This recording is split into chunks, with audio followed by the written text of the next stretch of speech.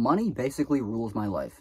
So much so that the majority of decisions that I make are made according to the amount of money I have in my own personal possession. Or, more likely, the lack of money in my personal possession. Oh, you know, that dream of a modern house with a white picket fence and family life has slowly but surely been stripped away from my thoughts due to the reality of aging here in America. And that's due to many different reasons. I mean, mostly being that I'm aging alongside this never-ending cycle of hell that is our financial system. Well, if you can unfortunately relate to this rut I'm in or any sort of, aspect of the matter, then maybe stick around to hear some different aspects on this, or maybe hear my thoughts and opinions on it. And if you are the sorry sucker that relates to any of this bullshit, feel free to like, comment your thoughts and opinions below, and subscribe to see my daily uploads around here, discussing the collapse of everything around us. And I always like to start these videos off by giving a huge shout out to my channel supporters, my Patreon supporters, my channel memberships, and everybody who checks those links down below in the description. Those are some of the best ways to support me and the content around here. Now, let's begin today's shit show, shall we? Corporate America violates me, violently undresses me, and denigrates me. The cost of living is high. People are struggling to get by. Individualistic. Is it just me? What even is community? We're so divided. The state's not united. Somehow this relentless assault becomes my fault. Get a job, says the violent mob. You're being negative. Be more competitive. Dismiss my pain. Say I'm weak again. Kick me while I'm down. I'm reeling. Do anything to numb the feeling. Scroll past the wealth that's destroying my health. When will be my break? How much more can one soul take? Land of the slaves. Billionaires steal our best days. America's fall from grace. Destroying the planet at a record pace. My patriotism, it's gone. The American dream, up in smoke, like a hit from a big bong. Now, one thing we can all agree on is even though the finances are low and the pennies are tight and really non-existent in the pockets and their wallets, the art and the creativity is flourishing in this country. I mean, did you not hear that poem? Did that not just touch your soul, make your heart bleed and your tears cry? Either way, it kind of was interesting to think that even though this message was somewhat silly, the sentiment relates to a lot of people, and the majority of the complaints and regards that we share time and time again here on this channel. Now, the whole idea of corporate America, the whole idea of the system of America as a whole, it just seems like a degrading society, something that just nonstop really just puts you in a rut, just kind of spits on you, kicks dirt in your face, and laughs at you for why you're in that position in the first place. Now, obviously, that's not everybody's, reality, not everybody's experience, but it really does play a huge role in how you were, spawned into this world in the first place. If you weren't, just started off with a somewhat of wealth or a somewhat of parents that can push you in the right direction, you're kind of doomed to from the start. You're kind of doomed to begin with. But at the same time, I would love to hear your guys' thoughts and opinions, and maybe what you guys thought about this message being shared through him. If you guys can relate to anything he shared, as well as what kind of poem this is, because maybe I'll have to write one for myself, and I'll have to spit some, poetry for you next time. There's no one out there who is going to convince me that buying property or buying a house is better than renting. I mean, think about it. You buy property or buy a house, but you're still obligated to pay taxes on it.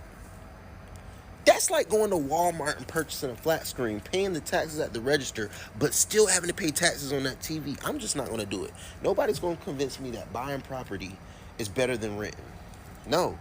Because then you have to keep up with the maintenance, the yard, if anything breaks around that motherfucker. Plus, on top of that, once you pay off the mortgage, you still got to pay tax. Man, listen.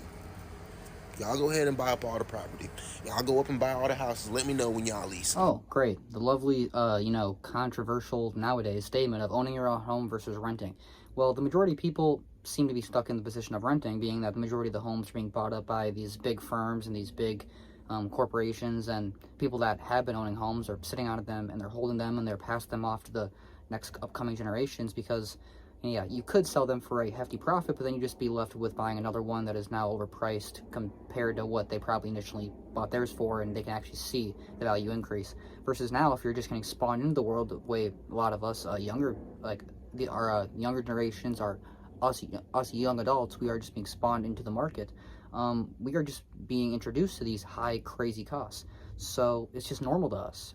Having every single home being $250,000 to $500,000 on the cheap side just seems normal. Now, as crazy as it is and messed up, and somehow finding a down payment to that, even with a two-person working family without kids, damn near seems unjust and seems somewhat troubling in terms of how to get economically ahead financially compared to only a few years back or a few decades back. But it's still possible, I guess, if you just trade your actual life for work and you just put your entire, livelihood and your entire waking hours back into the system that you're trying to get anything out of, maybe one day you can own your own stuff. But even if, what I actually heard, the one thing that I actually heard through the, glorious Andrew Tate or whatever, he said, you never really own your own stuff. If you don't pay bills, eventually, if you can't pay your bills, they will just take your assets. So you never really own anything. Even the stuff on the stuff you have on the papers you sign says you own that stuff. You never really own any of it. Now, not a single person in life, I agree with everything they say, but I definitely think it's pretty ironic to think how that is damn near the case. How, and then even if me renting, let's say your stove goes out. If you're just kind of struggling paycheck to paycheck to kind of pay bills, you can't really afford a $500 expense like the average American in this country can't. What are you going to do when all these other maintenance costs come along with owning your property or owning your car, or owning your vehicle, all this, owning any sort of anything? That's why renting, yeah, there's definitely its flaws, but at the same time, I think the whole mindset of owning stuff is definitely the kind of the brainwashing of the American dream, where it's really kind of just a myth. You never really own anything. Also, you can't really take anything with you when you die, so anything you own on this planet, you're really just borrowing for the time being.